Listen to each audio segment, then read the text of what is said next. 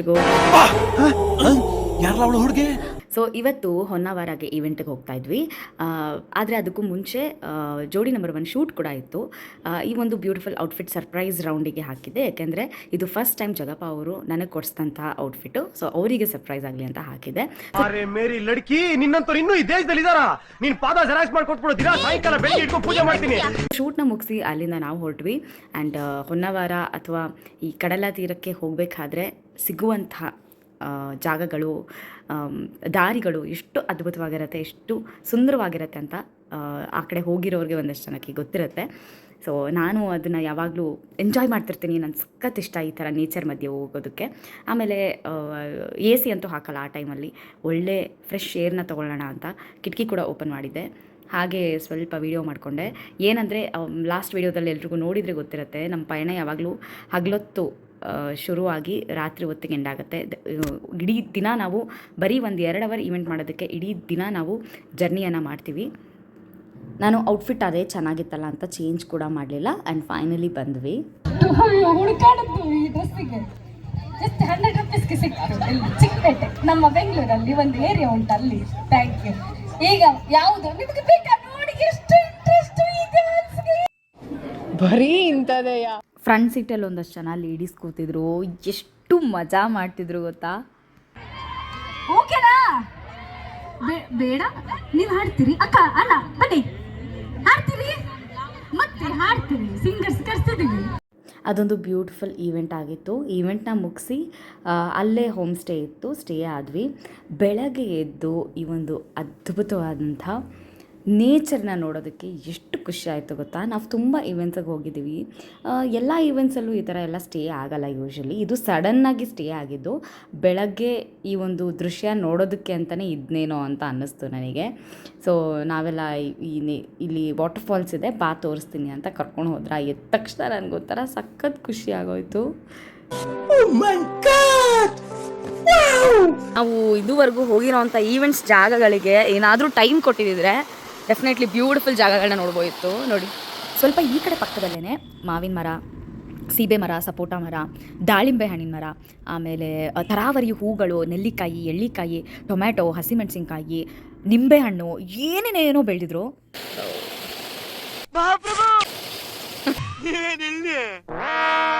ಒಂಥರ ಸರ್ಪ್ರೈಸ್ ಇದು. So and also ಇಲ್ಲಿ ಕೂತ್ಕೊಳ್ಳೋದಕ್ಕೆ ಪ್ಲೇಸ್ ಮಾಡಿದೆ. ಏನು ಸಖತ್ತಾಗಿ ಪ್ಲ್ಯಾನ್ ಮಾಡಿದ್ದಾರೆ ನೋಡಿ. ಆಹಾ, this will be the best morning ನಮಗೆ.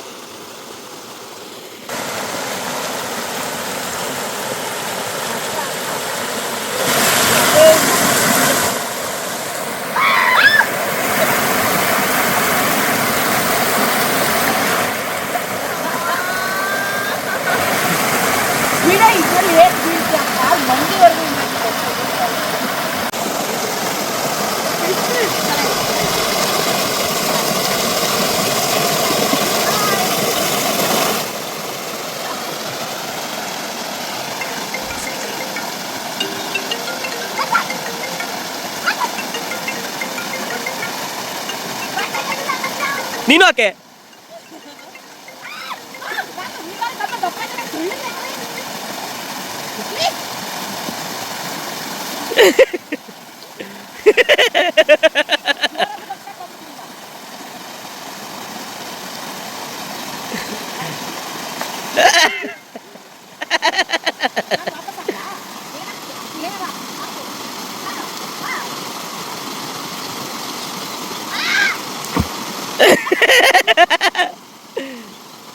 ನಾವು ಕಿತ್ತಾಡ್ತಾ ಇದ್ದೆ, ರಾಜು ಸಖತ್ ಮಜಾ ತಗೋತಾ ಇದ್ದ.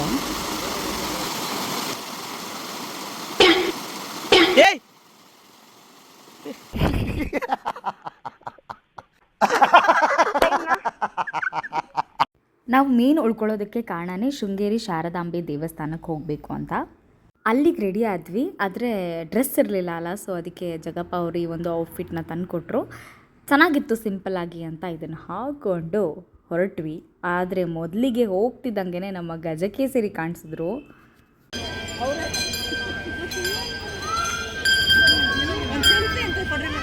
ಸ್ವಲ್ಪ ಈ ಕಡೆ ಬನ್ನಿ. ಮಿಕ್ಕಿದ ಯಾವುದು ವೀಡಿಯೋಸ್ ಮಾಡ್ಕೊಳಕ್ಕಾಗಲಿಲ್ಲ, ಅಲೋ ಇರಲಿಲ್ಲ. ಸೊ ಅಲ್ಲಿಂದ ಎಲ್ಲರನ್ನೂ ಮಾತಾಡಿಸ್ಕೊಂಡು, ಜೊತೆಗೆ ತಿಂಡಿ ಕೂಡ ನಮ್ಮ ಶೋ ಕೊಟ್ಟಂಥ ಆರ್ಗನೈಸರ್ ಮನೇಲಿ ಮುಗಿಸ್ಕೊಂಡು ಅಲ್ಲಿಂದ ಹೊರಟ್ವಿ. ಬೆಂಗಳೂರಿಗೆ ಪಯಣವನ್ನು ಶುರು ಮಾಡಿದ್ವಿ. ಅಲ್ಲಿ ದಾರಿಲಿ ಬರ್ತಾ ಈ 3 ಜನ ನೋಡಿ ರೋಡಿಗೆ ಹೆಂಗೆ ನಿಂತಿದ್ರು ಅಂತಂದರೆ, ಪಾಪ ಇದು ಯಾವ ಥರ ಬ್ರೀಡ್ ಅಂತ ಗೊತ್ತಾಗಲಿಲ್ಲ ನನಗೆ ಇದು ಯಾವುದು ನಾಯಿ ಅಂತ. ನಿಮಗೇನಾದರೂ ಗೊತ್ತಿದ್ದರೆ ದಯವಿಟ್ಟು ಕಮೆಂಟ್ ಮೂಲಕ ತಿಳಿಸಿ. ಇದು ತುಂಬ ವೀಕ್ ಆಗಿತ್ತು, ಮೂಳೆ ಎಲ್ಲ ಹಾಗೆ ಕಾಣಿಸ್ತಿತ್ತು, ಮತ್ತು ತುಂಬ ಈಗ ಇನ್ನೂ ಹುಟ್ಟಿರೋದದು. ನಮ್ಮ ಹುಡುಗ, ನನ್ನ ತಮ್ಮ ಶ್ರೀಧರ ಇದಕ್ಕೆ ಬಿಸ್ಕೆಟೆಲ್ಲ ಹಾಕಿ ಅವನೇ ಗಾಡಿನ ನಿಲ್ಲಿಸಿದ್ದು. ಆಮೇಲೆ ವಾಟ್ರ್ ಬಾಟ್ಲೆಲ್ಲ ಹಲ್ಲಲ್ಲೇ ಕಚ್ಚಿ ಒಂದು ಬೌಲ್ ಥರ ಮಾಡಿ ಅದಕ್ಕೆ ನೀರು ಹಾಕಿ ಇಟ್ಟು ಒಂದು ಸ್ವಲ್ಪ ಸೈಡಲ್ಲೇ ಕೂರಿಸ್ಕೊಂಡು ಮಾತಾಡಿಸ್ಕೊಂಡು ಆಟಾಡಿಸ್ಕೊಂಡು ಅದಾದಮೇಲೆ ಅದನ್ನು ಸ್ವಲ್ಪ ಒಳಗಡೆ ಬಿಟ್ಟು ಆಮೇಲೆ ನಾವು ಹೊರಟ್ವಿ. ಅವುಗಳು ತುಂಬ ಚೇಷ್ಟೆ ಮಾಡ್ತಿದ್ವು, ಹೇಳಿದ ಮಾತನ್ನ ಕೇಳ್ತಾನೆ ಇರಲಿಲ್ಲ. ಗ್ಯಾಪಲ್ಲಿ ನಮ್ಮ ನಿಂಗರಾಜ್ ಮಂಡ್ಯ ಅವರ ವಿಡಿಯೋ ತೆಗೆಯೋಣ ಅಂತ ತೆಗಿತಾ ಇದ್ದೆ. ಹಿಂದೆ ನೇಚರ್ ತುಂಬ ಚೆನ್ನಾಗಿತ್ತು. ಇವನ ಬಗ್ಗೆ ಹೇಳಲೇಬೇಕು, ಏಕೆಂದರೆ ಇವನೊಬ್ಬ ಆ್ಯಕ್ಟರ್ ಆಗಿಯೂ ಸಹಿತ ನಮ್ಮ ಜೊತೆ ಮ್ಯೂಸಿಕ್ ಪ್ಲೇ ಮಾಡೋದಕ್ಕೆ ಬರ್ತಾನೆ. ಸಮ್ಟೈಮ್ಸ್ ಆ್ಯಕ್ಟ್ ಇದ್ದರೆ ಅದಕ್ಕೂ ಬರ್ತಾನೆ.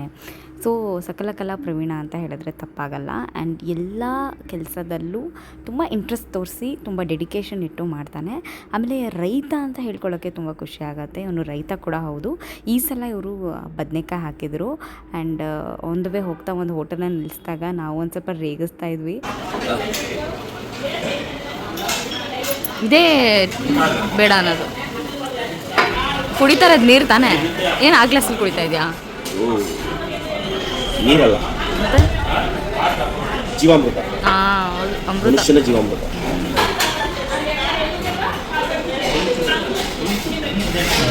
ಅಮೃತ ಅಂತ ಅದಕ್ಕೆ ಅದಕ್ಕೆ ನೀರಿನ ಜೀವ ಅಂತ ಹೆಸರಿಟ್ಟವನು, ಜೀವಾಮೃತ. ಲೂಸ್ ಆಗ್ಬಿಟ್ಟವನು. ಏಕೆ? ಬದನೆಕಾಯಿ ಬೆಳೆದಿದ್ದ KG ಗೆ 2 ರೂಪಾಯಿ ಆಗ್ಬಿಟ್ಟೈತೆ, ಅದಕ್ಕೆ ಲೂಸ್ ಆಗ್ಬಿಟ್ಟ. ಅವನು ಕೂದು ಮಾರಬೇಕಾದ್ರೆ ಅದು 2 ರೂಪಾಯಿ ಇರುತ್ತೆ, ಇನ್ನೇನೋ ಕುಯ್ಯೋದಕ್ಕೆ 40 ರೂಪಾಯಿ ಆಗುತ್ತೆ. ಕೂದು ತಕ್ಷಣ ಕಡಿಮೆ ಆಗ್ಬಿಡುತ್ತೆ. ಅವನು ಲೂಸು ಫುಲ್ಲು. ಹೋದ್ಸತಿ ಕೊರೋನಾ ಟೈಮಲ್ಲಿ ಬದನೆಕಾಯಿ ಹಾಕಿದ, ಬದನೆಕಾಯಿ ಅವ್ನು ಭಾಳ ಬದನೆಕಾಯಿ ಅದು. ತಿರ್ಗಾ ಬದನೆಕಾಯಿನೇ ಹಾಕೊಂಡವನೆ. ಕ್ಯಾರೆಟು ಬೀನೀಸ್ ಹಾಕೊಳ್ಳೋದು.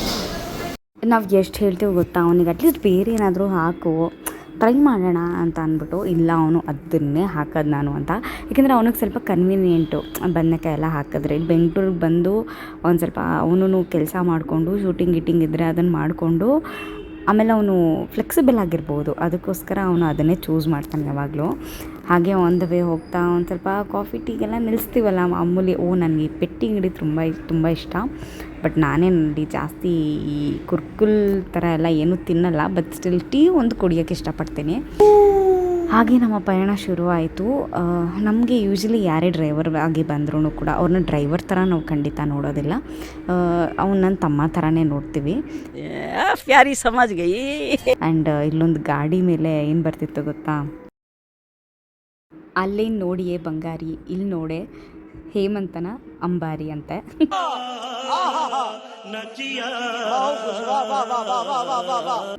ಒಂಥರ ಚಂದ ಬರ್ಕೋತಾರಪ್ಪ. ಆಮೇಲೆ ನಗು ಎಲ್ಲರಿಗಾಗಿ, ಮನಸ್ಸು ಒಬ್ಬರಿಗಾಗಿ ಅಂತೆ.